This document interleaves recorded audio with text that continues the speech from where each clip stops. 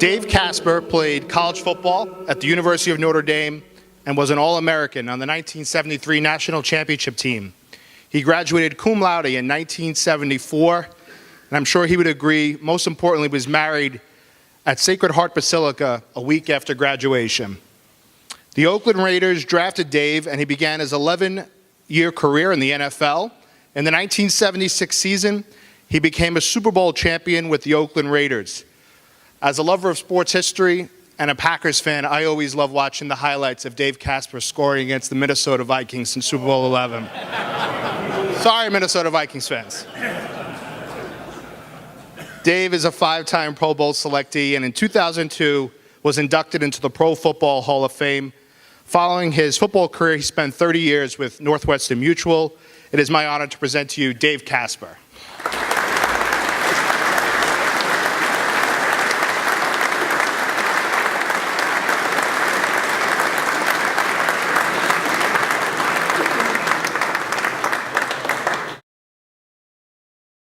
Dave, we have a question from one of our younger attendees here, someone who played football their first year and would like to play in college one day. What advice would you have for parents or grandparents who have younger kids playing football today? Is it something that you would still encourage? Yeah, I mean, I was Googling and stuff I do, and it's more dangerous to ride a bicycle, if you want to know the truth. It's dangerous, but boys need sports.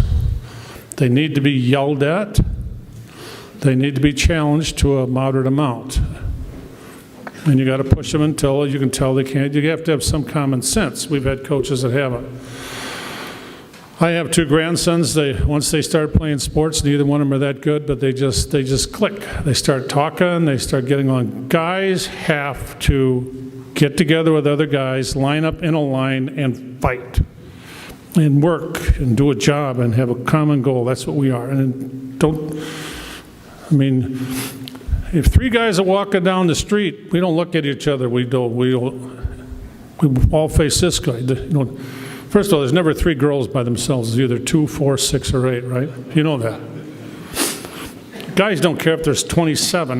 We just somehow I know we're there. But 2 girls face each other, 2 guys shoulder to shoulder. So I think every kid should play sports. Every kid should win and lose. And as far as what to do, I was actually one time asked sneakily. I was at Notre Dame, and I was just there. The coach asked me to say something. All I said is, do what you're told to do, and I walked away because I don't know. But this isn't, okay. There's 3 ways to become disciplined in life. I did this. This was for business stuff. Buy it, build it, or belong to it. So what is build it? Well, that's like a farm kid. From day one, they got you out there working hard. You build discipline in yourself. You guys know people like that. They just get stuff done.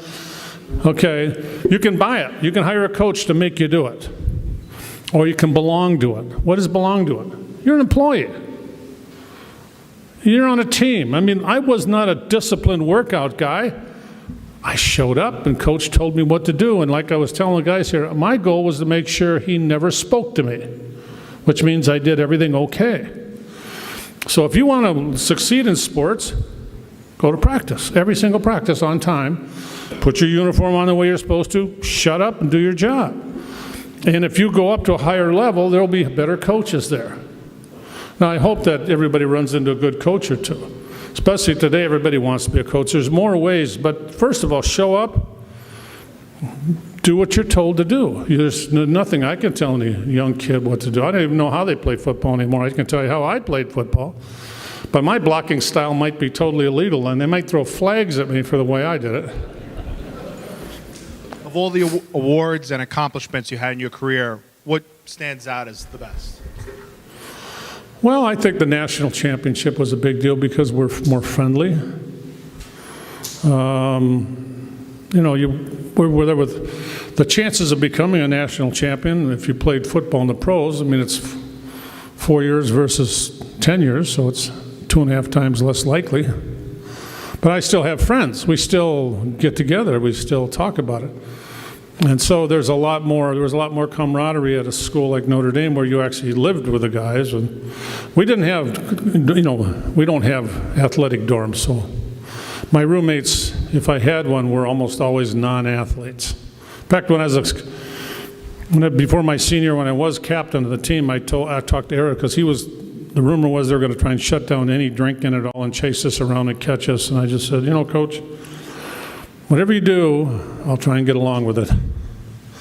I said, but I'm 21 years old, and 9 out of 10 of my friends aren't on the football team. And I'm here at Notre Dame, and I love this place, and I'd like to have a beer with my buddies. So if it gets me in trouble, well, and I also told him half his team was smoking dope in the room anyway.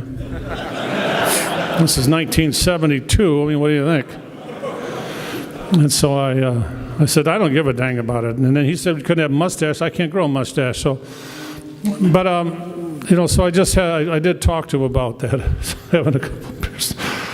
But anyway, so the whole thing about Notre Dame and that whole experience winning the national championship as an underdog to an Alabama team that was supposed to kick our butt was a pretty good deal. Through your career in sports and business, what were the best lessons you were able to pass on to your children and now your grandchildren? You can read books on it. I don't have anything that you can't read. I mean, Stephen Covey said, begin with the end in mind.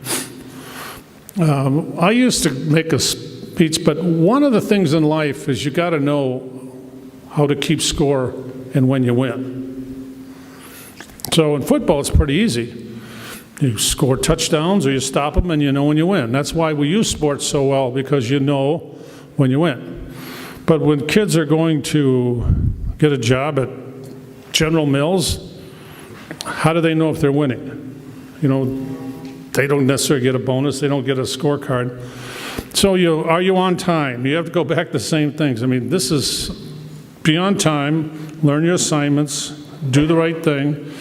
I mean, I am a nut about I am on time. I worry about that. And I learn my assignments and I do what I'm told to do. And if I'm not working at it, I'll figure out a way to work one thing at a time. I don't work on everything at a time if I'm having trouble running. When I first got the Raiders, nobody knew how to tight end run a route. So they said, go here to the outside shoulder. And I go, well, I did it a couple times, but that ain't working. So I said, how about if I bend? And I kept doing little pieces of it until I figured out how to run a route and nobody could cover you anymore, and then you're pretty good. But you got to start with a process, and you got to sit down and say, what is it I do? Where do I do it? How do I do it? And you just got to be detailed. I mean, there's just no way around it, and that's what's good about sports. Practice at 2 o'clock, not 2:05, not 2:07. To me, if I was a coach and a parent brought their kid at 2:05, I'd make the parents run a lap. I mean, being on time is so important because it builds trust. So anyway. What are your thoughts on the whole NFL player national anthem controversy? Why would I worry about 2% of the knuckleheads out there? I'll do my own deal. It's a great country. If somebody wants to sit down, I'm not going to let 2% of the people make my decision on 98. And most of them are losers anyway. Was that Trump? He said losers. No political stuff. What's that? There's a Trump cup about wives for your wife. Did you see that thing? You're the greatest wife. You're really cool. You're outstanding. You're huge. Other wives, losers. Only in this country can that stuff happen. One final one. If you could give us a story about your Notre Dame experience, either as a student there or as an alum, something that stands out about going to Notre Dame. I don't know. I mean, I just told a couple. I mean, it was a pretty good deal. The Notre Dame is just a different place. I said this, I made this up the other day. Who remembers the Eagles? Remember the Hotel California, that song? You can check out any time, but you can never leave. That's Notre Dame. You can graduate, but you're never leaving the place. And the Notre Dame experience is a very subtle, invasive experience where first of all, you do have to give up sex, drugs, and rock and roll to go there. I mean, I really wasn't a druggie. I mean, that wasn't my, we all did a couple things, but I said, okay, and I like beer, but I also liked my friends. I went to school. You'd listen to people talk about religious stuff and secular stuff. And the guys who went to Notre Dame and the girls lately went there knowing that they weren't going to have a party town. They're not going to be in the middle of Minneapolis partying. They're not going to be in Southern California to be movie stars. And they know they're a Catholic or a religious person. And they ought to know they're not going to have girls in their room overnight. And there's just certain things you're just going to, so by nature, you're going to run into, I think, see, Notre Dame doesn't make you a better person. I believe Notre Dame picks better people to come in. And it's good to be around those type of people. Most of the changes that happened in my life that I've told you about are not because I just sat down and did it. It's because I was around good people that I wanted to emulate. And I had a friend of mine that used to drink, and he quit drinking. I looked at him, and he talked about it. That's when I said, okay, that stuff's got to go, because, I was totally out of control. So it's the people around you that get you where you're going to go. If you're not hanging around good people, you're in trouble. So, and I'm a product of my friends. Now, I picked good friends, I think. And, like I said, I'm glad. This is what's left of a football player. But you can watch that stuff on TV and go to Google me. Actually, there's a few they actually missed. I should call them up.